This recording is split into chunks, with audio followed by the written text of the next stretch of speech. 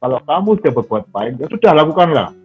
Nggak usah berpikir kamu dapat pahala atau tidak. Semoga itu bisa bermanfaat bagi orang lain, itu akan menjadi karma baik. Bukan begitu? Cuci tangan sebelum makan itu bukan era baru. Dari nenek moyang kita dulu itu sudah mengajarkan kayak gitu.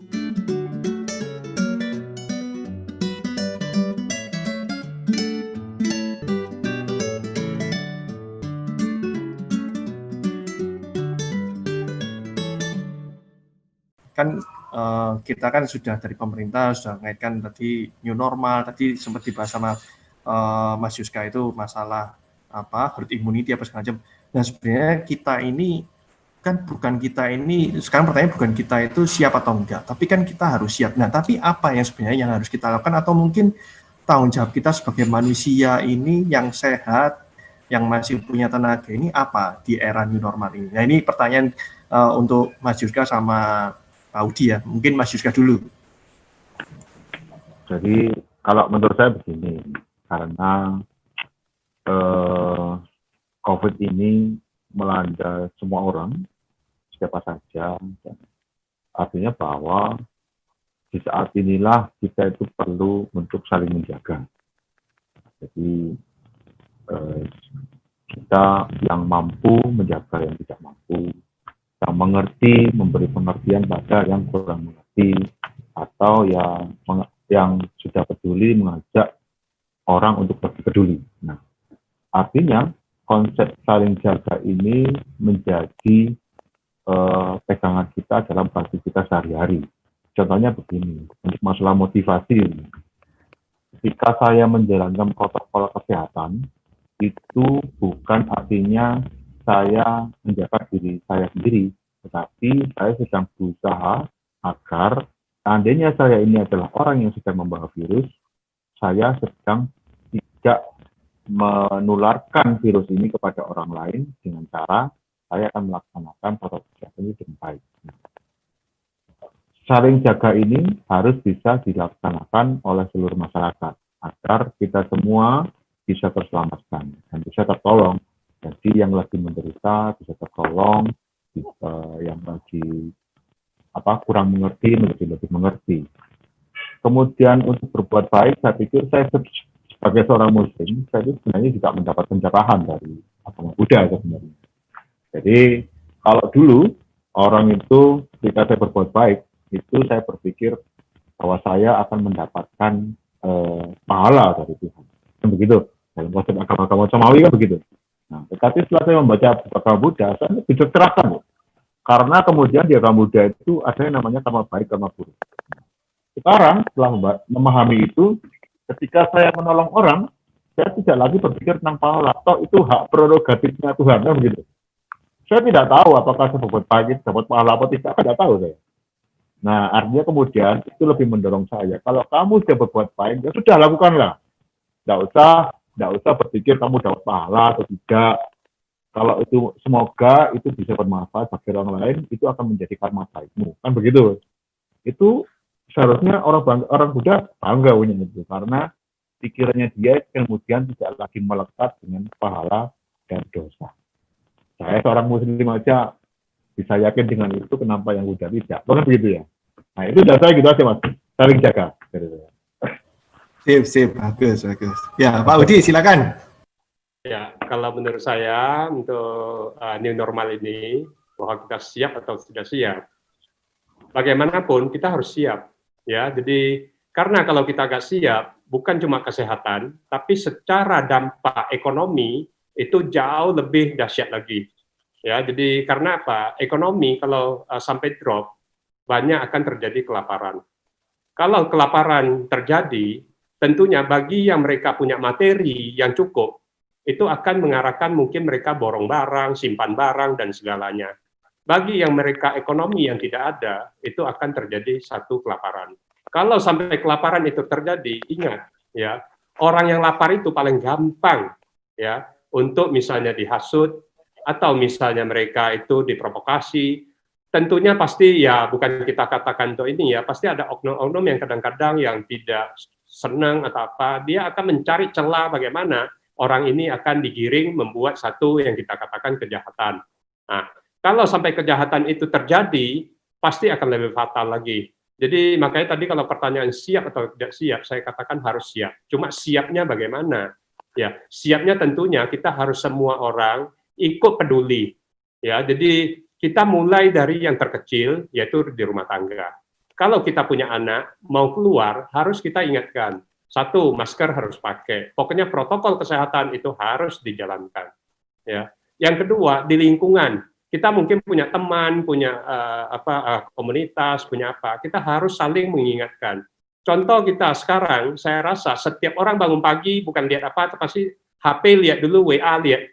Ya, yang mereka lihat berita-berita. Kadang-kadang saya sempat, ya, saya sebagai ketua admin ada sampai sekitar 10 grup. Waktu selama pandemik awal itu saya kunci semua. Jadi sehingga admin aja yang bisa kirim berita, yang lain tidak bisa. Kenapa? Karena saya lihat mereka kadang-kadang ingin menjadi nomor satu mengirimkan berita-berita yang belum tentu mereka tahu itu benar atau salah. Tapi berita-berita mereka kirim itu adalah tentang COVID dan COVID, COVID dan COVID. Sehingga bagi orang yang tidak mengerti, dia baca, dia akan sangat drop, ketakutan dan segalanya, sehingga membuat dia punya daya tahan tubuh pasti akan menurun. Sehingga saya kunci di sana. Tujuan supaya apa? Dalam grup ini semuanya juga bisa happy, bisa senang. Tapi di dalam kita buat kayak gitu juga ada yang berpikir, oh itu kok seperti kayak grup ini punya dia sendiri, atau ini, atau apa, mau menguasai sendiri, atau apa. Itu pasti akan terjadi. Pro dan kontra itu pasti akan terjadi. Tapi kita siap dan siap, kita harus. Nah, akhirnya kita kasih penjelasan, semua grup mereka sudah tahu, akhirnya kita malahan yang awalnya grup itu cuma untuk berita, untuk apa. Sekarang kita bantu mereka untuk promosi iklan-iklan yang mereka jual secara online. Tapi bikin peraturan lagi, 1 hari boleh kirim 1 kali, dan dengan maksimum 2 poster. Kalau misalnya mereka kirim lebih, ya tolong sesama yang kita katakan grup anggota itu saling mengingatkan. Itu pun sulit. Banyak orang, mereka dia kalau misalnya dia merasa, oh ini nggak tepat atau apa, dia larinya langsung WhatsApp pribadi ke kita, atau kita yang ditelepon, suruh kita yang tegur. Sama, di masyarakat luas juga gitu. Contoh kita katakan, mall sudah boleh buka, supermarket sudah boleh buka. Saya belanja kadang-kadang menemu, ada orang yang dia, waktu masuk betul, semua protokol itu diikuti, tapi begitu sampai di dalam, cari di lorong-lorong itu, mau cari barang atau apa, maskernya diturunkan sudah di dagu. Ya, sambil dia mungkin lihat sana, lihat sini, mungkin ya dia kesulitan napas atau apa, tapi dia sudah nggak pakai lagi masker di sana. Bukan dia sengaja atau apa, tapi berarti orang ini dia tidak memperhatikan kesehatan sendiri dan kesehatan orang lain. Nah, tergantung siapa, berani apa enggak kita tegur. Saya kalau ketemu seperti kayak gitu, pasti security-nya saya panggil, Pak, itu tolong Pak, dikasih suruh dia pakai. Jangan gara-gara 1 orang tertular di sini, supermarket bisa ditutup loh. Nah, itu harus kita punya keberanian.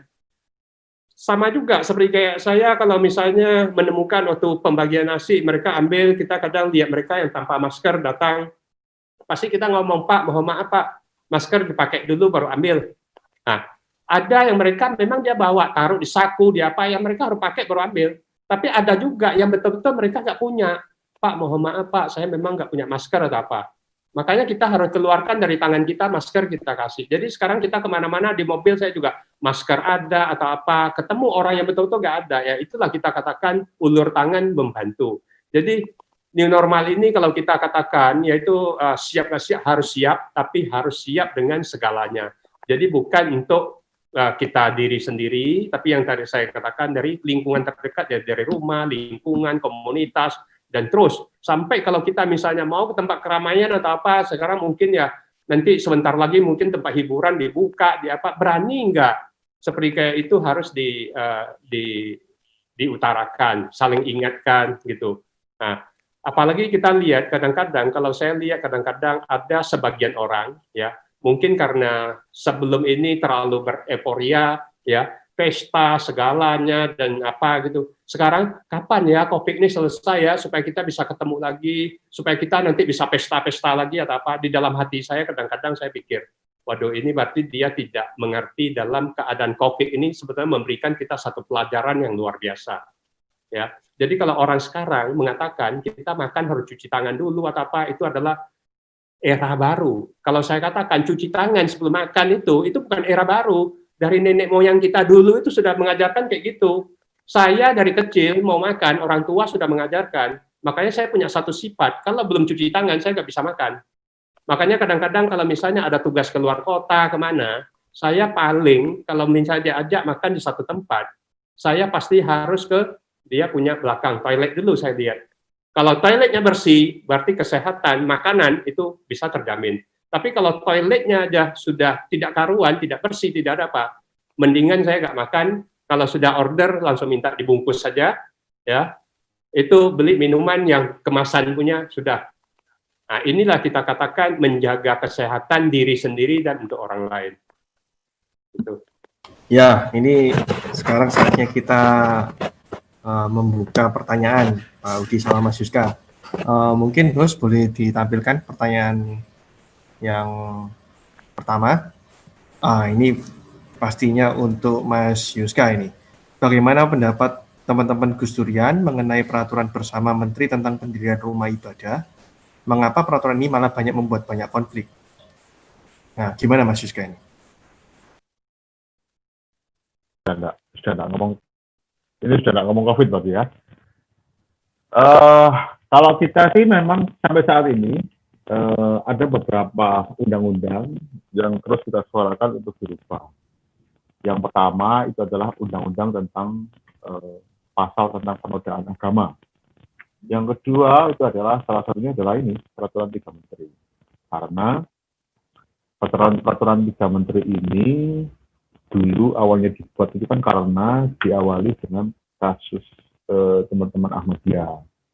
Tapi kemudian diterapkan menjadi pasal pendirian tempat ibadah yang mengharuskan tanda tangan berapa orang begitu ya. Nah, jadi kalau ini sangat sangat mencederai persamaan kebebasan setiap agama untuk mendirikan tempat ibadahnya. Sampai sejauh ini ya kita tetap mendorong itu tetap dicabut. Contohnya dalam permohonan judicial review di MK itu beberapa kali kita sudah mengajukan, ya, tapi ya sampai saat ini belum berhasil. Jadi kalau pertanyaan bagaimana sikap Gus Durian tentang pasal peraturan 3 menteri tentang tempat ibadah, kami sampai saat ini terus berusaha mendorong supaya itu dirubah atau dicabut. Begitu. Oke, Mas Yuska. Terima kasih. Mungkin pertanyaan berikutnya. Oke. Bagaimana cara kita menyikapi ketika perbedaan dipolitisasi menjadi politik identitas yang menyebabkan polarisasi masyarakat? Ini Pak Udi atau Mas Yuska ya? Biasanya kalau politik gini Mas Yuska sih. Oke, Mas Yuska aja ini. Bagaimana cara kita menyikapi ketika perbedaan dipolitisasi menjadi politik? Nah, ini sebenarnya masalah besar di kita karena ujung masalahnya juga bertumpuk-tumpuk. Nah, banyak hal yang menyebabkan itu sebenarnya. Jadi pertama undang-undang tentang pemilu atau tentang pelaksanaan persamaan perbedaan di masyarakat itu juga menjadi masalah. Atau keberadaan sifat mayoritas minoritas itu juga menjadi masalah. Nah, karena ada pasal-pasal di undang-undang yang seolah menjadi senjata, contohnya pasal penodaan agama yang saya katakan tadi.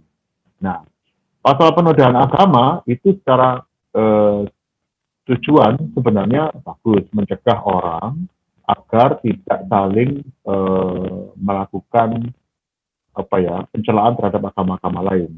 Tetapi dampak sosialnya adalah kemudian menjadi senjata untuk menghukum orang atas nama pasal penodaan agama. Jadi contohnya kasus Ahok umumnya. Kasus Ahok itu kasus yang bersifat struktural kemudian dipidanakan dengan pasal penodaan agama. Atau beberapa kasus seperti banyak kasus yang kemudian sebenarnya faktor-faktor sosial sepele itu kemudian menjadikan pasal penodaan agama menjadi senjata. Nah, faktor-faktor yang membuat, karena faktor-faktor inilah yang menyebabkan orang kemudian menjadi punya senjata untuk melakukan serangan-serangan terhadap lawan politik berdasarkan perbedaan, dipolitisasi.